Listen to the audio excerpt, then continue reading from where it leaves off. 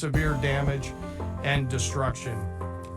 More than 125 U.S. aircraft participated in this mission, including B-2 stealth bombers, multiple flights of 4th and 5th generation fighters, dozens and dozens of air refueling tankers, a guided missile submarine, and a full array of intelligence, surveillance, and reconnaissance aircraft, as well as hundreds of maintenance and operational professionals. As the Secretary said, this was the largest B-2 operational strike in U.S. history and the second longest B-2 mission ever flown, exceeded only by those in the days following 9/11. Well prior to the strike, General Kurilla elevated force protection measures across the region, especially in Iraq, Syria, and the Gulf. Our forces remain on high alert and are fully postured to respond to any Iranian retaliation or proxy attacks, which would be an incredibly poor choice. We will defend ourselves. The safety of our service members and civilians remains our highest priority. This mission demonstrates the unmatched reach, coordination, and capability of the United States military. In just a matter of weeks, this went from strategic planning to global execution. This operation underscores the unmatched capabilities and global reach of the United States military. As the President clearly said last night, no other military in the world could have done this. I join the President and the Secretary in being incredibly proud of the air crews, naval forces, cyber operators, planners, and support teams, and commanders who made this mission possible. It is their skill, discipline, and teamwork that makes this operation possible. I am particularly proud of our discipline related to operational security, something that was of great concern to the President, the Secretary, General Kurilla, and me, and we will continue to focus on this. As we stand here this morning, many assets are still airborne, and we have hundreds deployed. I ask that we keep our warfighters on their way home and our deployed service member in our thoughts. Our joint force remains ready to defend the United States, our troops, and our interests in the region. Thank you very much. We will take a few questions. So, is regime change off the table, Mr. Secretary? And to the chairman, you said the battle damage assessment is still ongoing, but do you believe that some nuclear capability in Iran remains? This mission was not and has not been about regime change. The President authorized a precision operation to neutralize the threats to our national interests posed by the Iranian nuclear program and the collective self-defense of our troops and our ally Israel. Thanks for your question. I think BDA is still pending, and it would be way too early for me to comment on what may or may not still be there. But thanks for the question. Green. No, behind you. Excuse me, Mr. Secretary, can you tell me, was there a particular moment when the President decided to pull the trigger on this operation where he said, now, rather than being, something in the holster, now we're going to pull the trigger on it? I would just say, having the opportunity to witness his leadership, he was fully committed to the peace process. Wanted a negotiated outcome, gave Iran every single opportunity, and unfortunately was met by stonewalling, which is why he gave them plenty of time to continue to come to the table and give up enrichment, give up the nuclear program. But there was I won't say the particular moment, there was certainly a moment in time where he realized that it had to be a certain action taken in order to minimize the threat to us and our troops. General, you say that General Kurilla increased force protection in Iraq, Syria, and Gulf, and those areas. Were they given any advance warning the attacks were coming? And also, Mr. Secretary, when were congressional leaders notified? How long before the attacks took place? Sir, to your first question, you know, the risk has clearly been rising over the last few weeks in the region. Based on that and not a particular awareness of this operation, we've made smart decisions to minimize the risk to U.S. forces in the region. No advance warning? No, sir. Congressional, They were notified after the planes were safely out, where we complied with the notification requirements of the War Powers Act. they were notified. They were immediately thereafter. Yes. Thank you, Secretary. Two quick questions. Do you believe you completely destroyed Iranian nuclear program? And how about Iranian ballistic missiles? Your ally at Israel always saying that is biggest threat. And second question is very important. What will be your next step if Iran or militias under Iranian influence in the region attack U.S. interests or allies in the region? And you can chime in on this too, Mr. Chairman. The battle damage assessment is ongoing, but our initial assessment, as the chairman said, is that all of our precision munitions struck where we wanted them to strike and had the desired effect, which means especially in Fordo, which was the primary target here, we believe we achieved destruction of capabilities there. Ultimately, wherever it may be, whether it's in Iraq or Syria or bases in the Gulf, as the president said, as the chairman said, it would be a very bad idea for Iran or its proxies to attempt to attack American forces. Thank you, Mr. Secretary. Regarding retaliations, Iran and North Korea are cooperating on nuclear and missile development. Do you think there is a possibility that Iran, North Korea, and the other forces, such as China, will join forces to retaliate against the United States? Well, unfortunately, because of the policies under the previous administration, we drove those countries together, and ultimately that creates a challenging environment.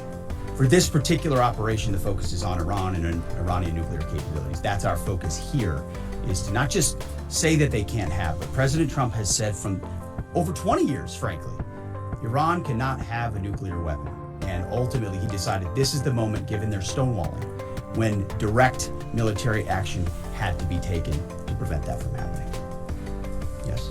Thank you very much. General Kane, I understand OPSEC, I respect OPSEC. Can you say at all what security procedures are being taken to protect U.S. troops in Iraq and elsewhere in the Middle East?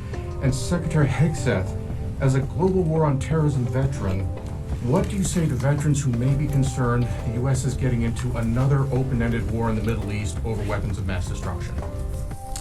Thanks, sir, for the question. I won't comment on what force protection measures are being taken in the region. What I will say is we're being proactive and not reactive, and being very thoughtful about ensuring that we do all that we can to protect our forces out there. And I would just say, as the president has directed and made clear, this is most certainly not open-ended. It doesn't mean it limits our ability to respond.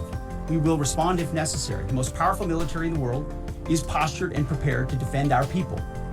But what the president gave us, as I said, was a focused, powerful, and clear mission on the destruction of Iranian nuclear capabilities. Those were the targets. That's what was struck. That's what was overwhelming.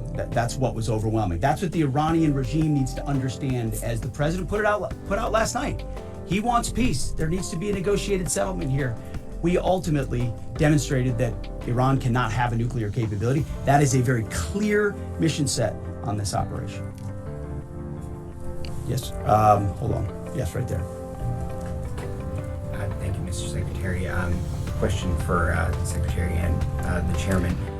How was this strike coordinated with the Israelis on a strategic level, militarily, and on a tactical level? Was there any direct Israeli military participation in this operation? Well, I would say certainly Israel had an incredible military success, especially at the beginning and ongoing, in degrading Iranian capabilities, degrading Iranian launchers, MRBMs.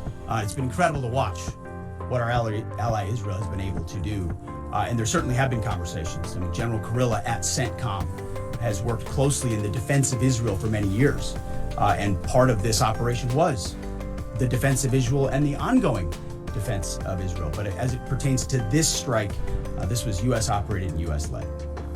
We took advantage of some of the preparatory work that's been done over the past week and a half in terms of axis of approach. I won't get into the particulars, but as the Secretary said, it was a U.S. strike.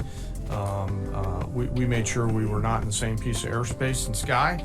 Aside from that, that was the extent of it. We'll take a couple more. Yeah, right there. Question to the Secretary first. Are you concerned whatsoever now about the reaction from U.S. allies given the strike, particularly those in the Gulf? And to the Chairman, if I may, I understand you don't want to speak to specific assets, force protection measures, but do you anticipate at least having to bring in any further assets from other theaters to aid in force protection over the coming days?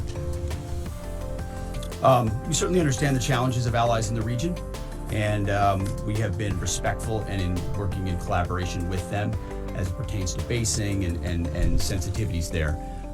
Ultimately, they've got a lot of assets and people in those locations also where American troops are co-located. So that's a consideration of ours. We've been in close consultation with them, and we appreciate the support that we have got. Thanks for the question on sort of the global picture. And as you know, that's one of my jobs, is to look globally at the entire range of challenges. We are always carefully considering our force posture around the world and then offering options to the Secretary and to the President. I won't comment on any future things, but the American people should know that we carefully consider those moves around the world and try to modulate as needed our force structure in the region. Yeah, right here. What communications are being sent to the Iranians right now, and is there any possibility of diplomacy now or in the coming days? I can only confirm that there are both public and private messages being directly delivered to the Iranians in multiple channels, giving them every opportunity to come to the table. They understand precisely what the American position is, precisely what steps they can take to allow for peace, and we hope they do so. Yes? The president may not want an open-ended conflict. The Iranians may disagree. Are you prepared for a protracted war? Well, anything can happen in conflict, we acknowledge that, but the scope of this was intentionally limited.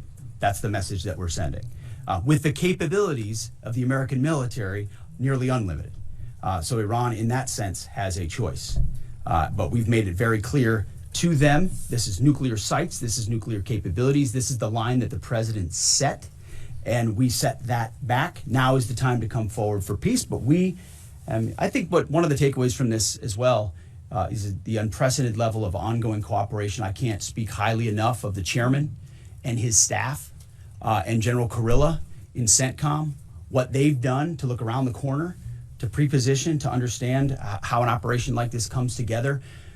The scope and scale of what occurred last night would take the breath away of almost any American if you had an opportunity to watch it in real time. And I think Tehran is certainly calculating the reality that planes flew from the middle of America and Missouri overnight, completely undetected, over 3 of their most highly sensitive sites, and we were able to destroy nuclear capabilities.